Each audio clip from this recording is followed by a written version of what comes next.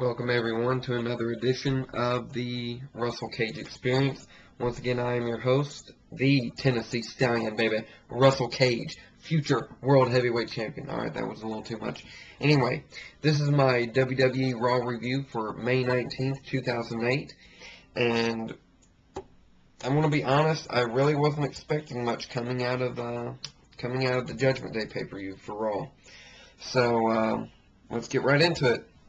We open the show with another Jeff Hardy versus Umaga match, and no offense to Jeff, no offense to Umaga, but I'm getting tired of seeing them wrestle, and like I've said in past videos, you know, Jeff, every time Jeff comes back from either a suspension or an injury or anything like that, the first person he always feuds with, the first person he always, I guess, builds his momentum up with to get back, I guess, on face track or whatever, is Umaga.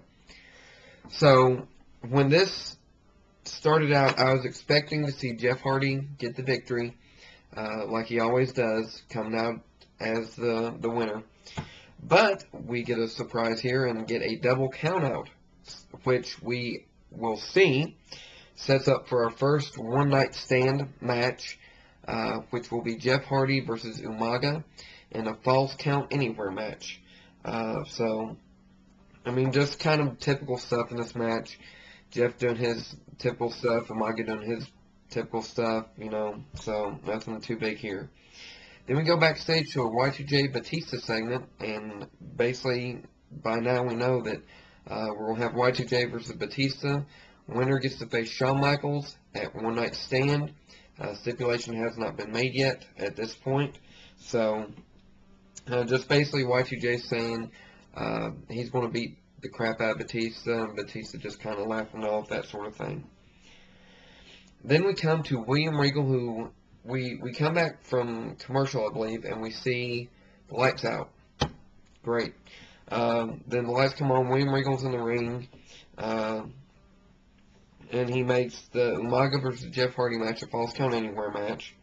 And then he announces JBL and Orton versus Triple H and Cena, with, if Orton and JBL win, they get the rematches at One Night Stand. They get to choose the stipulations, the Extreme Rules stipulations, if you want to call it that. And if Triple H and Cena win, Triple H and Cena will fight each other at One Night Stand, and Regal will choose the stipulation. So, there we go. Then Mr. Kennedy, my boy Mr. Kennedy, comes out, interrupts William Regal, and these two going back and forth with each other. Kennedy reminds me of The Rock on the mic when it comes to his mic skills and all that. He reminds me of The Rock, and he reminds me of Chris Jericho somewhat when he had the, not the highlight reel, but when Y2J first came to WWE. One that stands out in my mind is when him and The Rock were going back and forth on the mic, and, you know, Mr. Kennedy reminds me of that type of mic skill, and I love it. I enjoy it quite a bit. But then Mr. Mann comes out and, you know, basically makes Kennedy versus William Regal, finally, and a loser gets fired match. Great. Wonderful. Being sarcastic here. Just when you think we're going to get a nice Kennedy-Regal feud going here, WWE goes and messes it up. Good job, guys. Anyway, so that's that, and then we have Beth Phoenix. Up next we have Beth Phoenix versus Maria, and of course Beth Phoenix gets the victory, but I will say Maria is getting better as far as wrestling goes. She's getting better. She's doing a good job. And we have Melina on commentary. I'm seeing a Melina versus Beth Phoenix feud here starting up on this. Maria attacks her from behind with her boot and basically gets her butt kicked by Beth Phoenix. So we could see maybe a Beth Phoenix versus Melina match at One Night Stand. We could see it maybe next week on Raw. I don't know. It's untelling. Then we go to a clip from the Jimmy Kimmel Live show with Rodney the Piper and Santino Marella. and Cousin Sal. So just kind of showing that. And then we have Mickie James and Katie Lee backstage, and pretty much Katie Lee's calling Mickie James a bottom-feeding trash bag hoe, basically. You like that little blast from the past there, line?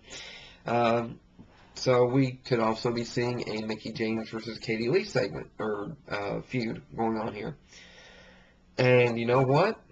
I would not mind seeing Melina versus Mickie James versus Katie Lee versus Beth Phoenix in a Fatal 4-Way for the women's title. That would actually probably be a good match, you know. Then we go to a backstage segment again with William Regal and Shawn Michaels, and Regal basically making a stretcher match for One Night Stand with HBK versus the winner of the Batista versus Y2J match. Which brings us to the Y2J versus Batista match.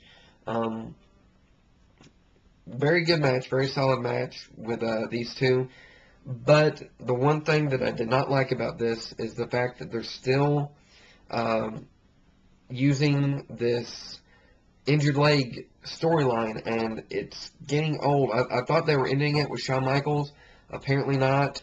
But, you know, they're just overdoing it with this injured leg storyline thing. So, but Batista gets the victory here. So it's going to be Batista versus Shawn Michaels at One Night Stand in a stretcher match. But, you know, so far, I have to say, at this point, I was thinking this would probably be match of the night for me. But we'll get to that momentarily. Then we have McMahon and William Regal backstage with Ted DiBiase coming in. Not necessarily interrupting, but basically having a meeting with Mr. McMahon. McMahon boots Regal out of his office, out of Regal's own office. Well, he doesn't really boot him. He just asks him if he can use it. So, I mean, kind of nice on Mr. McMahon's part to at least ask when he can actually just tell Regal to get out so he can use his office, you know. Anyway, then we have the Piper's Pit. The return of the Piper's Pit. Yes! Yes! No. Santino Marella comes out. Dressed as Rodney the Piper. And, you know, I think they're really setting up a Roddy Piper versus Santino Marella match.